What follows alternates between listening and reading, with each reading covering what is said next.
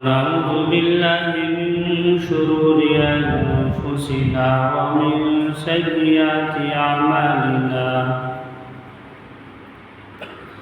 من يهده الله فلا مضل له ومن يضلله فلا هادي له. ونشهد أن لا إله إلا الله ونشهد أن محمدا عبده ورسوله. أرسله بالحق بشيرا ونذيرا وداعيا إلى الله بإذنه وسراجا منيرا. وقال الله تبارك وتعالى: فلما بلغ معه السعي قال يا بني إني أرى في المنام أني أذبحك فانظر ماذا ترى. قال يا أبت افعل ما تؤمر ستجدني إن شاء الله من الصابرين. فلما أسلما وتله للجبين وناديناه أن يا إبراهيم قد صدقت الرؤيا. وقال النبي صلى الله عليه وسلم: الدنيا سجن المؤمن وجنة الكافر. اللهم صل على محمد وعلى آل محمد كما صليت على إبراهيم وعلى آل إبراهيم إنك حميد مجيد.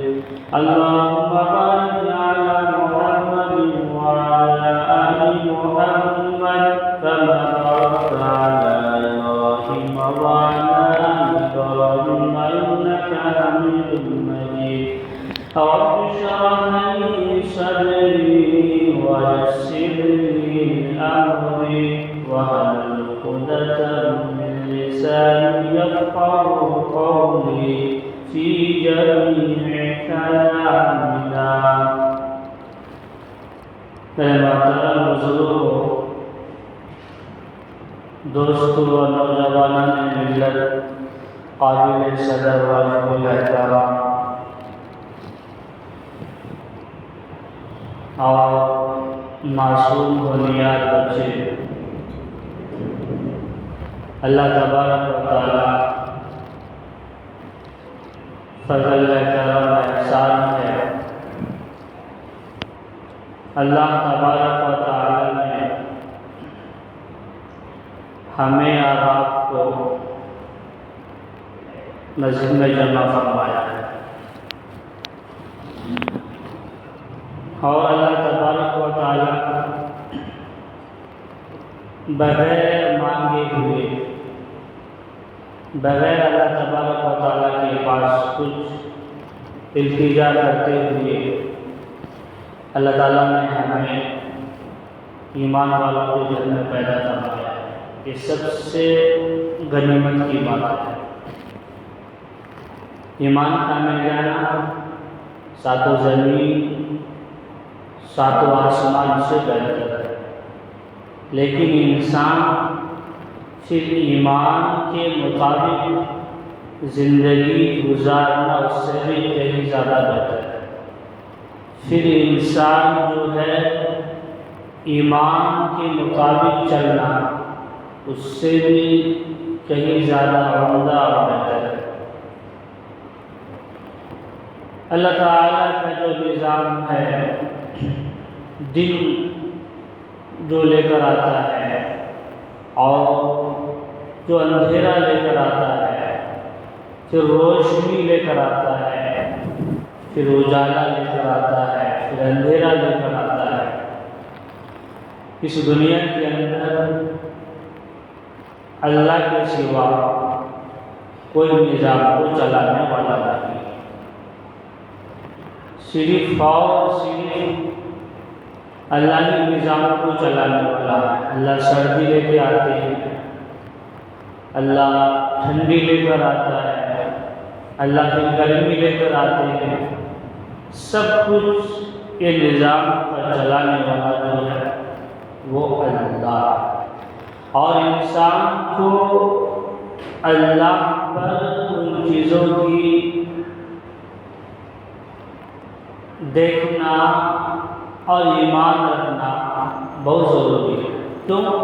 اگر انسان ان چیزوں کی قدرت کو دیکھتے ہیں، مظاہرہ کرتے ہیں، تو انسان سوچ کر سمجھ کر پھر اللہ کے احکام کے مطابق چلنے میں مزہ آتا ہے۔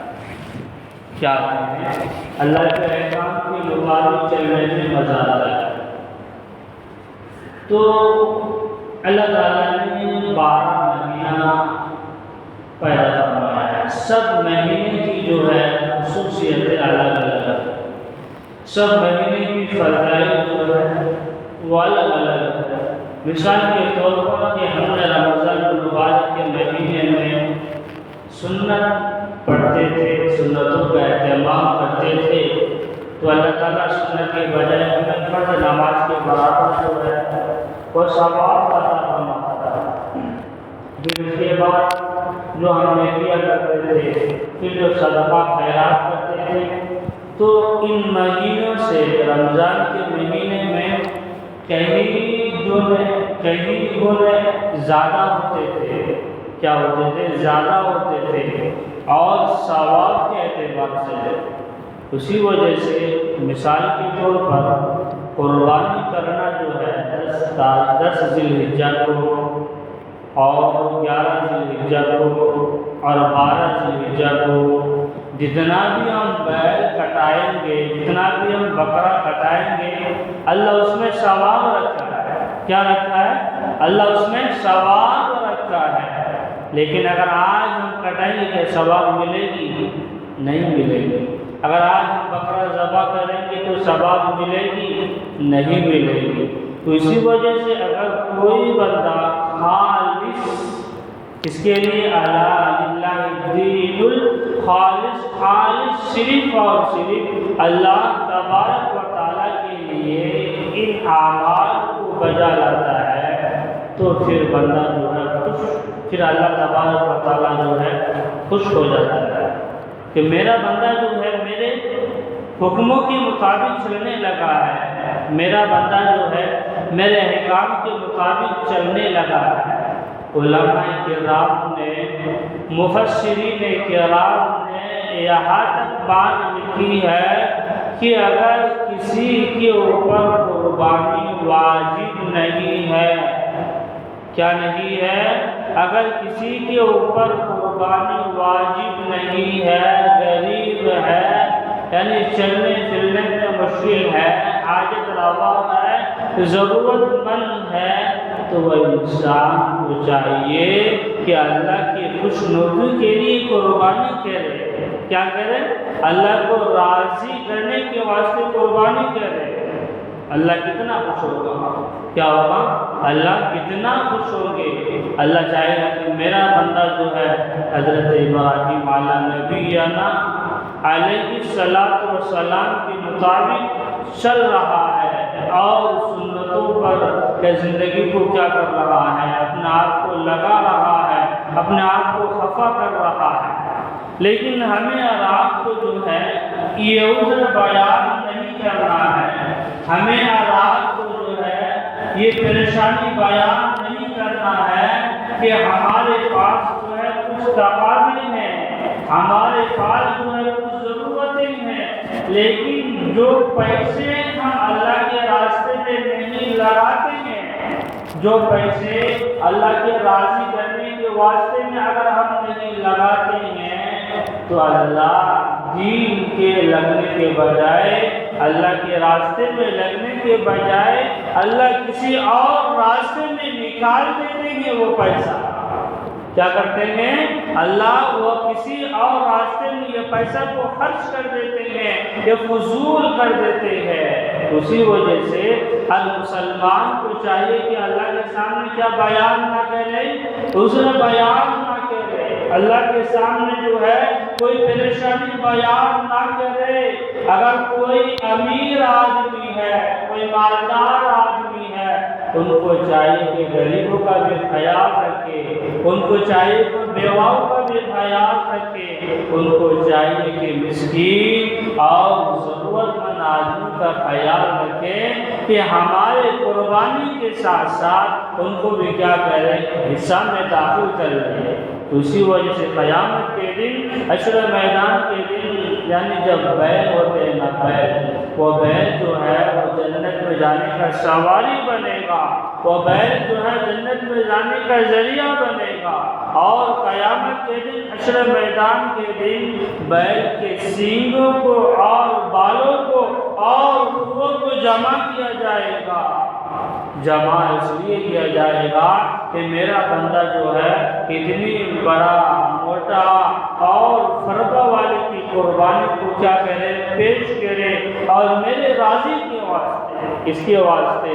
اور جو آدمی سب سے زیادہ موٹا، اچھا اور عمدہ اور کوئی بغیر عیب دار کوئی بیل کو خریدتا ہے، تو وہ بیل، وہ جانور اور وہ بکرا جو ہے قیامت کے دن پل صراط کا راستہ پار ہونے کا ذریعہ بنے گا۔ کیا بنیں گے؟ قیامت کے دن وہ پل صراط کا راستہ کا کیا بنیں گے؟ ذریعہ بنیں گے۔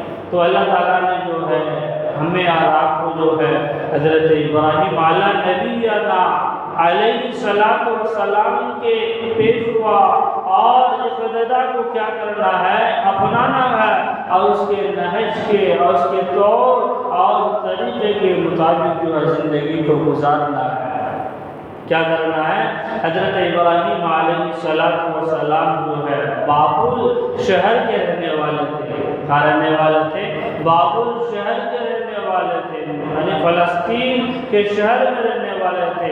لیکن حضرت ابراہیم علیہ السلام جو ہے اس ملک میں، اس میں اس ملک میں، بابل شہر کے ملک میں ایک الہی ایمان کی دعوت دیے، ایک الہی ایمان اور اسلام کی دعوت دیے۔ لیکن بابل شہر کے اور فلسطین کے جو بادشاہ نمرود تھے، لیکن وہ حضرت ابراہیم علیہ السلام کے مخالف بن گئے۔ کیا بن گئے؟ حضرت ابراہیم علیہ السلام کے دشمن بن گئے، اور کہنے لگے یہ نبی جو دعوت دیتے ہیں، دعوت و تبلیغ کے کام کرتے ہیں، اگر ہماری بات ہمارے کانوں پر پہنچ جائے تو ہمارا گھرانہ، ہمارا علاقہ، ہمارا بستی جو ہے دیندار بن جائے گا۔ کیا ہو جائے گا؟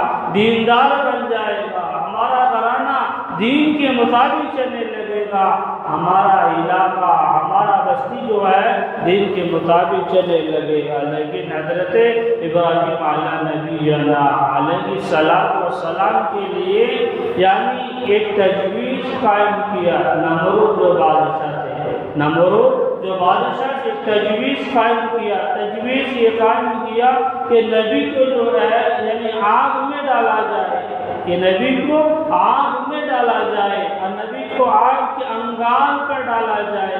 تو حضرت ابراہیم علیہ السلام جو ہے جب آگ میں ڈالا جا رہا تھا، جب نمرود کے بادشاہ آگ کو تیار کرے، اور حضرت ابراہیم علیہ السلام کے لیے آگ اتنی تیز کرے، آگ اتنی دھڑکائے اور آگ کو اتنی گرم کرے، اگر کوئی پرندہ آسمان سے اگر گزرتا ہوگا، اگر کوئی پرندہ آسمان سے گزرے، اگر اس کا بھی جھلس کیا، اگر اس کا بھی جھلس آگ سے مل جاتی تھی، وہ پرندہ بھی جل کر خاکستر ہو جاتا تھا، وہ پرندہ بھی جل کر جو ہے یعنی ضائع اور برباد ہو جاتا تھا۔ تو حضرت ابراہیم علیہ السلام کو نمرود بادشاہ نے آگ میں ڈالا، تو پھر حضرت ابراہیم علیہ السلام جو ہے صرف اور صرف جو مخالف بنے اور دشمن بنے، اس لیے کہ حضرت ابراہیم علیہ السلام کے زمانے میں جو جو ہے وہ اپنے یعنی بتوں کو مانتے تھے اور پوجا وغیرہ کرتے تھے، اللہ کو چھوڑ کر یعنی دوسرے کو معبود مانتے تھے۔ تو حضرت ابراہیم علیہ السلام کو ڈالا گیا اس میں آگ میں۔ تو قرآن کریم میں اللہ تبارک و تعالیٰ فرماتے ہیں کہ قُلْنَا يَا نَارُ كُونِي بَرْدًا وَسَلَامًا عَلَىٰ إِبْرَاهِيمَ۔ اللہ تعالیٰ کیا کرے کہ ابراہیم علیہ السلام کو آگ کیا کرے یعنی ٹھنڈی والا بن جا، آگ جو ہے ٹھنڈی والا بن جا، آگ جو ہے سلامتی والا بن جا، یعنی اتنا بھی ٹھنڈی والا نہ بن کہ آگ جو ہے یعنی سردی کر دے، اس میں سے کیا کرتے بیماری کر دے۔ تو حضرت ابراہیم علیہ السلام کی زبان پر صرف اور صرف یہی دعا تھا کہ اللہ آپ جب اس میں راضی ہے تو میں بھی راضی ہوں، اور حضرت زبان پر جو ہے یہ کہنے لگے حسبنا اللہ ونعم الوکیل، یہ اللہ اب بہترین کار ساز ہے۔ کیا ہے؟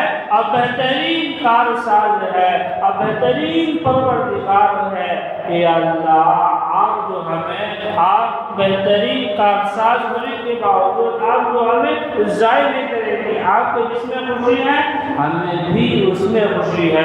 تو حضرت ابراہیم علیہ السلام کی زبان پر یہ لفظ جاری تھا حسبنا اللہ، میرے لیے میرے اللہ کافی ہے۔ کون ہے؟ میرے لیے میرے اللہ کافی ہے۔ تو حضرت ابراہیم علیہ السلام کو آگ میں ڈالا گیا تو 40 دن تک وہ آگ میں محفوظ رہے۔ کتنے دن تک؟ 40 دن تک وہ 40 دن تک وہ آگ میں جو ہے محفوظ رہے۔ اگر پھر بھی آگ جو ہے حضرت ابراہیم علیہ السلام کو جھلسے بھی نہیں، اور یہاں تک کہ حضرت ابراہیم علیہ السلام کے بدن پر جو ہے تھوڑا بھی خراش نہیں آیا۔ کیا نہیں آیا؟ تھوڑا بھی خراش نہیں آیا اور تھوڑا بھی بدن جلے نہیں۔ بتاؤ اللہ تعالیٰ جو ہے کہا اور کس جگہ حفاظت کرنے والے ہیں؟ وہ اللہ ہی کو حفاظت کرنے والے ہیں، وہ اللہ حفاظت کرنے والا ہے۔ اسی وجہ سے یہ دعا آتی ہے کہ یا نار کونی بردا وسلاما علی ابراہیم۔ اس دعا یعنی اگر کسی انسان کو بخار ہو، کسی انسان کو زکام ہو، کسی انسان کو پریشانی ہو، بخار کی علامت میں ہو، اگر یہ دعا کو 41 مرتبہ پڑھ کر اور انسان کے اوپر دم کر دیں گے تو انسان کی بخار جو ہے اتر جائے گا اور انسان کی گرمی جو ہے وہ اتر جائے گا۔ لیکن جو ہے صحیح عقیدے کے مطابق کرنا ہے، یہ اللہ کے اوپر ایمان اور توکل اور بھروسے رکھتے ہوئے کرنا ہے۔ تو حضرت ابراہیم علیہ السلام یعنی جس گھر میں پیدا ہوئے اس کے بعد بھی اپنے یعنی اللہ کو چھوڑ کر دوسرے خداؤں کے معبود کو پوجتے تھے اور دوسرے چیز کو بت وغیرہ کو معبود مانتے تھے۔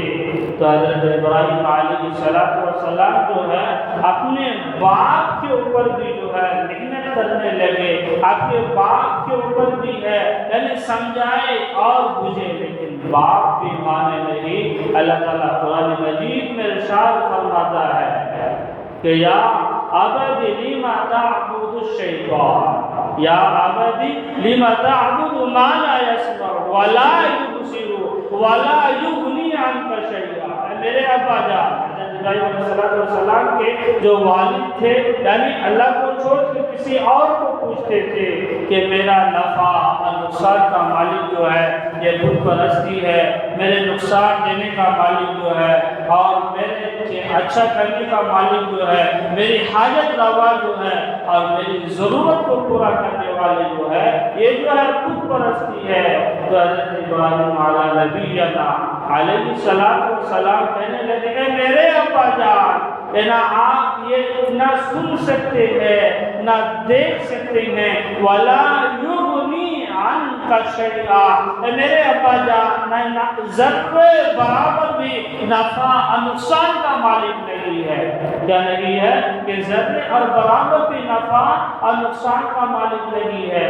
تو حضرت ابراہیم علیہ نبینا علیہ السلام کو جو ہے یعنی گھر سے باہر نکال دیے، کیا کر دیے؟ گھر سے اور گاؤں سے اور علاقے سے کنکر اور پتھر مار کر جو ہے حضرت ابراہیم علیہ نبینا علیہ السلام کو گھر سے باہر نکال دیے۔ یہ بھی حضرت ابراہیم علیہ السلام کے لیے آزمائش کی گھڑی ہے اور آزمائش کی کٹنگ کا وقت ہے۔ بتاؤ اگر کسی باپ نے اپنے بیٹے کو گھر سے نکال دیے اس بیٹے پر کیا گزرتا ہوگا، لیکن اگر کسی کے گھر میں باپ ہی دین کے مطابق نہ ہو، حدیث علیہ السلام کے مطابق نہ ہو، ان کو سمجھانا کتنی مشقت اور دقت کی بات ہوتی ہے، اور ان کو سمجھا بجھا کر جو ہے اللہ کے راستے میں لانا کتنی پریشانی کی بات ہوتی ہے۔ تو حضرت ابراہیم علیہ نبینا علیہ السلام یہ کہنے لگے یا عبد انی قد جاءنی من العلم ما لا یأتیک فاتبعنی اہدک صراطا سویا۔ اگر فرمایا کہ صراط سویا، اے میرے ابا جان آپ جو ہے شیطان کے نقش اور قدم کے مطابق نہ چل، میرے ابا جان شیطان جو ہے وہ تمہیں گمراہ کر دے گا، شیطان جو ہے وہ تمہیں ضائع کر دے گا، شیطان جو ہے ہمارے لیے کھلا ہوا دشمن ہے۔ کیا ہے؟ ہمارے لیے کھلا ہوا دشمن ہے۔ تو ان کے والد جو ہے حضرت ابراہیم علیہ نبینا علیہ السلام کے والد ہیں، پھر بھی مانے نہیں، کیا نہیں کرے؟ پھر بھی مانے نہیں۔ اور حضرت ابراہیم علیہ السلام یہ کہنے لگے کہ میرے پاس یہ علم آیا ہے، کیا آیا ہے؟ کہ میرے پاس یہ علم آیا ہے، ایک پیسہ بھی ایک ذرے برابر بھی وہ نفع اور نقصان کے مالک نہیں ہے۔ ان کے زمانے میں اگر کسی کو بخار آ جاتا تھا، کسی کو پریشانی آ جاتا تھا، اور کسی کو کوئی حاجت مند ہو جاتا تھا، اور کسی کو کوئی ضرورت مند ہو جاتا تھا، تو آدمی یہ سوچتے تھے یہ جو ہے میرے نفع کو دور کرنے والا ہے، یہ جو ہے میرے بخار کو دور کرنے والا ہے، یہ جو ہے میری ضرورت کو دور کرنے والے ہیں۔ تو حضرت ابراہیم علیہ نبینا علیہ السلام کہنے لگے کہ آپ کی نفع اور نقصان کو دور کرنے والا صرف اور صرف جو ہے وہ اللہ وحدہ لا شریک لہ، وہ اللہ احد ہے، وہ اللہ ہے، اللہ کے علاوہ کوئی اور دوسرا نہیں ہے نفع نقصان کو پہنچانے والا۔ اگر کسی انسان کو کوئی مارنا چاہے، اگر اللہ اس پر بچانا چاہے تو کسی کو کوئی مجال نہیں ہے کہ وہ آدمی کو کیا کرے؟ مارے۔ اگر اللہ جس کو مار دے، اگر اللہ جس کی موت رکھی ہے تو کسی انسان کی مجال نہیں ہے کہ وہ آدمی جو ہے کسی انسان کو بچائے۔ اسی وجہ سے دنیا کا مالک اور نظام کا چلانے والا صرف اور صرف جو ہے وہ اللہ وحدہ لا شریک لہ ہے، اس کے علاوہ کوئی نہیں ہے۔ تو حضرت ابراہیم علیہ السلام کو گھر سے باہر نکال دیے۔ ان کی بیوی حضرت حاجرہ، حضرت سارہ سے پہلے شادی ہوئی اور حضرت حاجرہ سے جو ہے بعد میں شادی ہوئی، جن کی حضرت ابراہیم علیہ نبینا علیہ السلام کی۔ تو اب ہجرت کر کے بابل شہر سے، وہاں سے ہجرت کر کے حضرت ابراہیم علیہ نبینا علیہ السلام ایک جماعت بن کر کے، یہ بن کر کے تین آدمی تھے، دو مرد تھے، حضرت ابراہیم علیہ نبینا علیہ السلام اور دوسرا جو حضرت سارہ رضی اللہ تعالی عنہا، یعنی اور اس کے بعد حضرت لوط علیہ السلام، اس کے بھانجے یا ماموں کے لڑکے لگتے ہیں۔ تو تینوں آدمی جو ہے یعنی اب مکہ چھوڑ کر اب فلسطین بابل کے شہر کو چھوڑ کر جو ہے آپ مصر چلنے لگے، فلسطین کو شہر کر مصر میں پہنچنے لگے۔ اب جب مصر پہنچا تو وہاں کے بادشاہ جو ہے سنان مدود کا بادشاہ تھا، تو وہاں کے بادشاہ جو ہے اس کی ایک عادت رہا ہے ان کی شرارت تھی اور ان کی بدمعاشی کا یہ نعرہ تھا کہ ہمارے شہر میں، اس میں اگر ہمارے شہر میں، اگر ہمارے علاقے میں اگر کوئی عورت حسین اور خوبصورت عورت آتی ہے تو مجھے کیا کرنا، اطلاع کرنا۔ اپنے سرکار کو کہنے لگے سنان بادشاہ نے، کس نے؟ سنان بادشاہ نے، جب حضرت ابراہیم علیہ نبی اللہ ان کی بیوی حضرت سارہ رضی اللہ تعالیٰ عنہ یعنی ہجرت کر کے چلے گئے، کہنے لگے کہ ہمارے شہر میں اگر کوئی حسین اور خوبصورت لڑکی آتی ہے تو مجھے کیا کرنا، اطلاع کرنا، اور مجھے اس کا کیا کرنا، خبر کرنا۔ تو سرکاروں نے کہا اور ان کے پولیس اور ان کی فوج وغیرہ سپاہی نے کہا کہ ہمارے شہر میں جو ہے آج بہت ہی خوبصورت لڑکی کا آنا ہوا ہے۔ کیا ہوا ہے؟ ہمارے شہر میں ایک بہت خوبصورت لڑکی کا آنا ہوا ہے۔ تو سنان بادشاہ نے یہ حکم لگایا اور سنان بادشاہ نے یہ حکم جاری کیا کہ اچھا فوراً جاؤ اور ان کو جو ہے فوراً پکڑ کر لے کے آؤ۔ حضرت سارہ رضی اللہ تعالیٰ عنہ کو جو ہے فوراً پکڑ کر لے کر آؤ، اور پکڑ کر لانے کے بعد ان کا جو ہوگا میں اس کے ساتھ جو ہے میں اس کا برتاؤ کروں گا۔ تو سرکار نے، پولیس سپاہی نے اور فوجی نے جو ہے حضرت سارہ رضی اللہ تعالیٰ عنہ کو جو ہے فوراً پکڑ کر لے کے آئے، آ کے کہنے لگے کہ مجھے جو ہے آپ سے کیا کرنا ہے، یعنی منہ کالا کرنا ہے۔ اور وہ سنان بادشاہ جو تھا اگر اس کے شہر میں علاقے میں کوئی بھی لڑکی آ جاتی تھی، ان کی عادت رہا ہے کہ اس عورت سے کیا کرنا ہے، بدمعاشی کرنا اور منہ کالا کرنا۔ وہ آدمی ایسا تھا کہ بدفعلی کرنے کے لیے کوئی غلط کام کرنے کے لیے تیار ہو جاتے تھے۔ تو حضرت سارہ رضی اللہ تعالیٰ عنہ جو ہے وہاں پہنچے، اور پہنچنے کے بعد جو ہے اس سے الزام دے کے اور سنان بادشاہ کہنے لگے کہ ہمارے شہر میں آپ کا آنا جو ہے کیسے ہوا ہے، مجھے آپ کے ساتھ جو ہے منہ کالا کرنا ہے، مجھے آپ کے ساتھ جو بدمعاشی کرنا ہے، مجھے آپ کے ساتھ جو بدفعلی کرنا ہے۔ حضرت سارہ رضی اللہ تعالیٰ عنہ جو ہے ایک پیغمبر کی بیوی ہے، کیا ہے؟ ایک پیغمبر کی بیوی ہے۔ حضرت ابراہیم علیہ السلام کے چہرے کی طرف دیکھتی ہے، پھر آسمان پر دیکھتی ہے۔ کس پر دیکھتی ہے؟ حضرت ابراہیم علیہ السلام کے اوپر دیکھتی ہے حضرت سارہ، پھر آسمان پر دیکھتی ہے۔ تو کہنے لگے سنان بادشاہ سے کہ مجھے جو ہے 2 رکعت نماز پڑھنے دو، مجھے جو ہے 2 رکعت نماز ادا کرنے دو۔ تو حضرت سارہ رضی اللہ تعالیٰ عنہ جو ہے 2 رکعت نماز پڑھی، اور نماز ادا کرنے کے بعد اللہ سے یہ دعا کرے کہ اللہ میں نے آپ کے دین کے کام کے لیے جو ہے میں ہجرت کر کے آیا، یا اللہ آپ جو میرا مدد اور میرا نصرت جو ہے کرنے والے آپ ہیں، یا اللہ یہ سنان بادشاہ جو ہے میرے ساتھ منہ کالا کرنے کے لیے تیار ہو گئے، میرے ساتھ بدفعلی کرنے کے لیے تیار ہو گئے، اللہ اسے ہاتھ سے بچانے والے آپ ہیں، آپ کے علاوہ کوئی اور دوسرا نہیں ہے۔ تو حضرت سارہ رضی اللہ تعالیٰ عنہ نے 2 رکعت نماز پڑھی، کیا پڑھی؟ 2 رکعت نماز پڑھی، تو اللہ تعالیٰ نے حضرت سارہ کی دعا کو جو ہے قبول کر لیا۔ اب وہ سنان بادشاہ جو ہے ان کے بدن پر جو ہے جکر ہو گیا، جکر کی بیماری، اور جیسے ہم نے بولتے ہیں لقوا وغیرہ کی بیماری، اور اس کے بدن پر جو ہے لقوا کی بیماری آ گئی، اور اس کے بدن جو مفسرین حضرات جو لکھتے ہیں اس کے بدن جو شل ہو گیا، کیا ہو گئے؟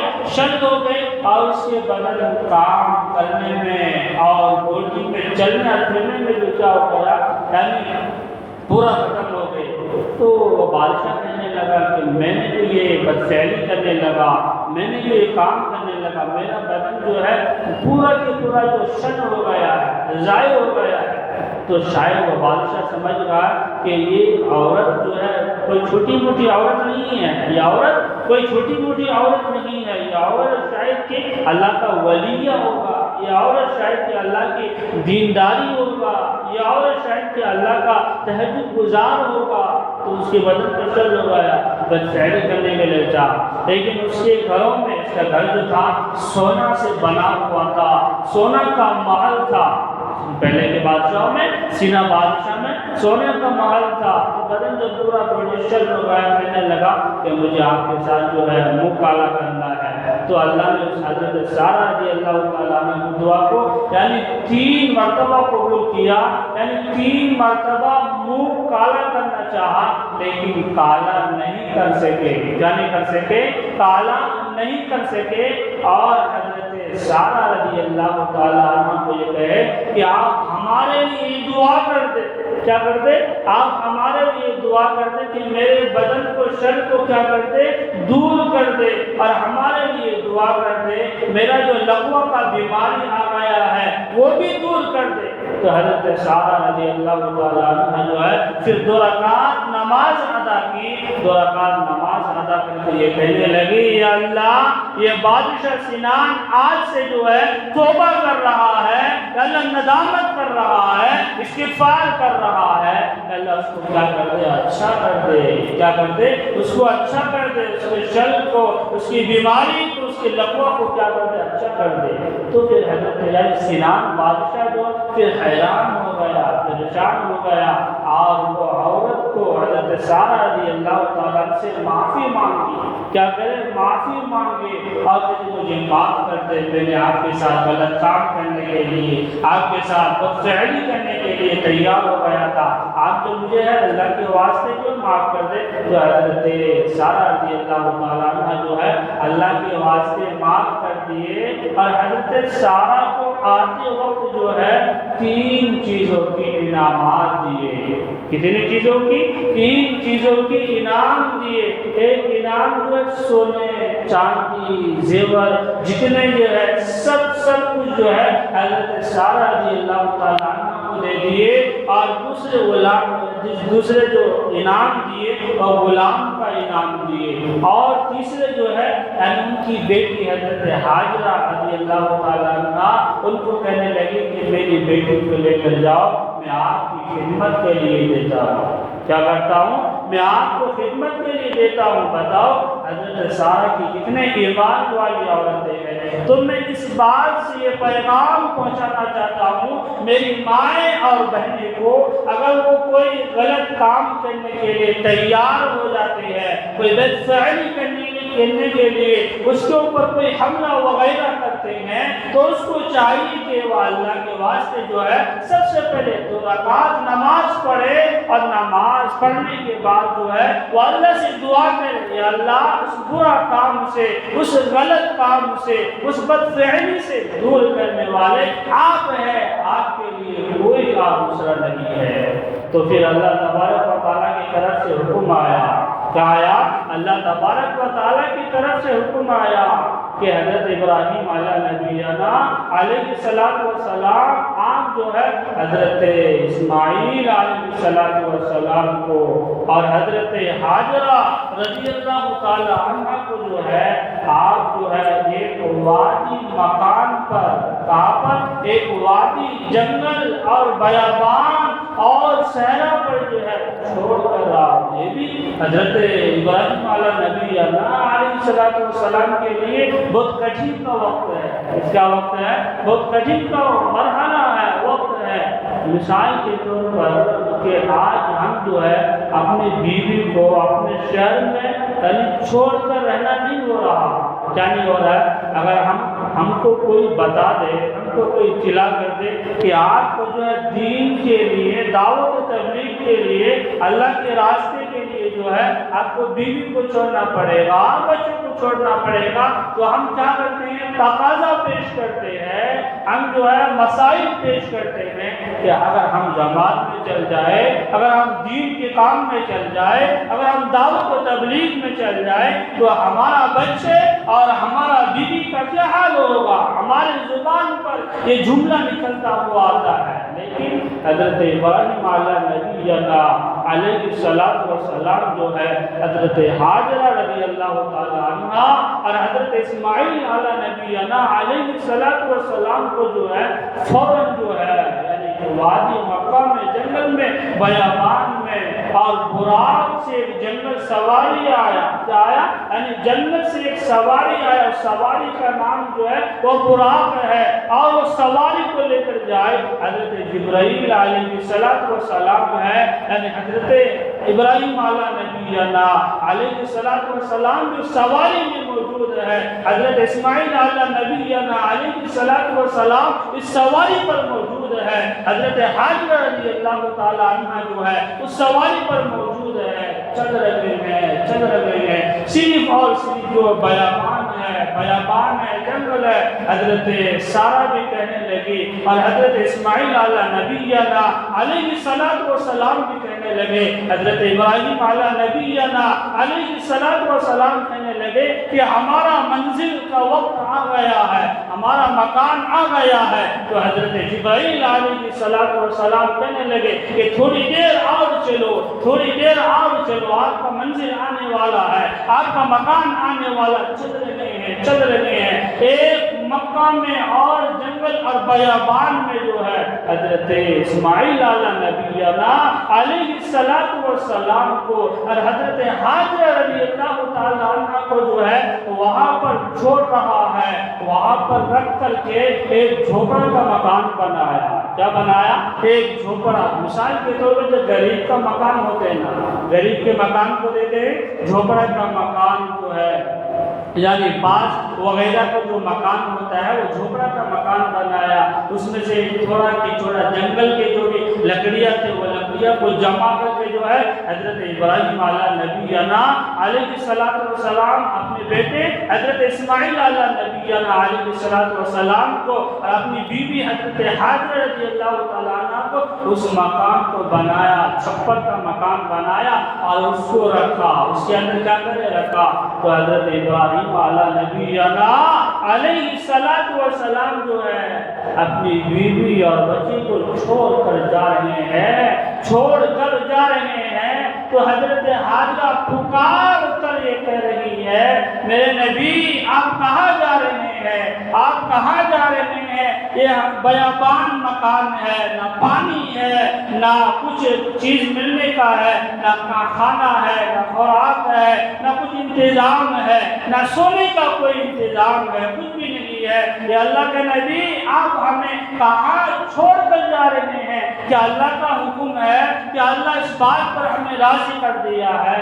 تھوڑی دیر کے بعد حضرت ابراہیم نبینا علیہ السلام یہ فرمانے لگے، کہنے لگے یہ جو ہے اللہ کا حکم ہے کہ آپ کو جو ہے اور میرے بیٹے کو جو ہے یہاں پر چھوڑ کر جانے کا۔ تو حضرت حاجرہ رضی اللہ تعالیٰ عنہ اس کی زبان پر یہ کیا کہنے لگی اگر اللہ کا حکم ہے تو اس حکم کو ہم کیا نہیں کریں گے، ٹالیں گے نہیں، اور اس حکم ماننے کے لیے ہم جو ہے تیار ہو جائیں گے۔ اگر اللہ کا حکم جو ہے اس مکہ میں، اس جگہ میں، اس جنگل اور بیابان میں جو ہے اللہ جو ہمیں ضائع نہیں کرے گا، اللہ جو ہمیں برباد نہیں کرے گا۔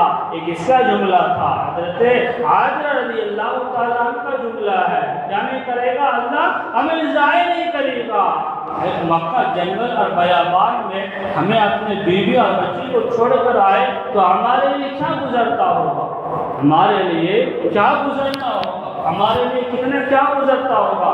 اس جگہ چھوڑ کر جو ہے حضرت ابراہیم نبینا علیہ السلام آگے اور کہنے لگے اللہ جو آپ کو ضائع نہیں کرے گا، آپ کو برباد نہیں کرے گا، اور کہنے لگے اللہ حضرت ابراہیم نبینا علیہ السلام میں دعا کرنے لگے وَإِذْ قَالَ إِبْرَاهِيمُ رَبِّ اجْعَلْ هَٰذَا الْبَلَدَ، یعنی یہ اللہ مکہ اور مدینہ کو جو ہے امن اور امان والا بنا، لیکن آج جو ہے امن و امان والا بنایا۔